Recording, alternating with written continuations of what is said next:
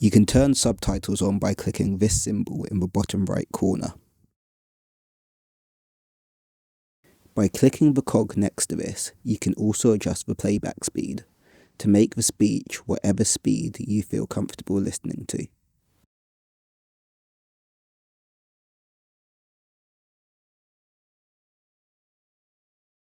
When we've had a referral in and we've accepted that, what you would get from us initially would be a letter confirming that we've accepted a referral on your behalf, and we would send you some questionnaires to fill in for us.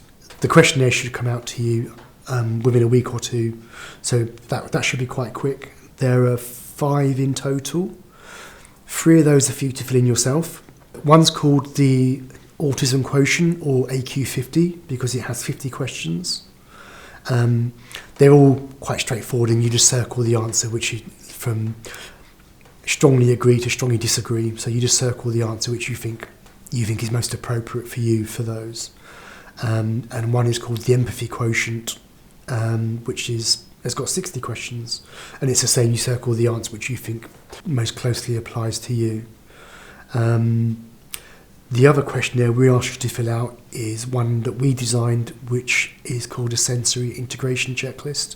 So then that asks more questions for you to write your own notes on, about different areas of your sensory functioning. So things about your vision, your hearing, your sense of touch, taste, sense of smell, and things like that. Again, the form is quite descriptive and asking for information from you.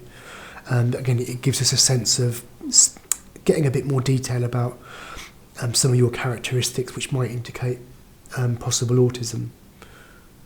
And as I say, with those, anything when you've got those you're not sure about or you need advice, you're welcome to get in touch and talk to us, and we can help you with those. And there are 2 others.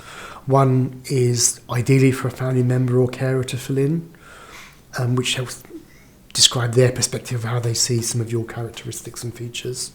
And one is more about ideally for a parent, if that's possible, or if not, what you remember. But that's what we call a developmental history. So that asks very much about your early childhood and developmental milestones and those kind of things from your childhood. We need that information because autism is a lifelong condition and it starts in early childhood. So knowing some of this information about your early background can be really important to feed into the assessment process. There are some people who don't have family available to fill in those 2 questionnaires. And we do say when we send the stuff out to you, if there's any questions or concerns with the questionnaires, then to get in touch and let us know. So with those, what you can do is fill in what you can remember about your childhood on the developmental history, or just ring us or email us and ask us for advice on what to do with that. What we do want to get the questionnaires back from you to analyse before we offer an initial appointment, so that paperwork is very important. But once we've got those questionnaires back, we will have then arrange an initial appointment for you to meet a member of the team. At the moment, the waiting time for that is about 5 or 6 months, but our target is to offer that first appointment within 18 weeks, and we are always working at trying to get that time scale down. But the reality is it can be a long wait. There is some support available from colleagues in local services, so both what's called the Elf Recovery College and Autism Bedfordshire both do some groups that you can join while you're waiting for an appointment, which looks at just giving advice and support on some of the common issues that arise to people who may be autistic.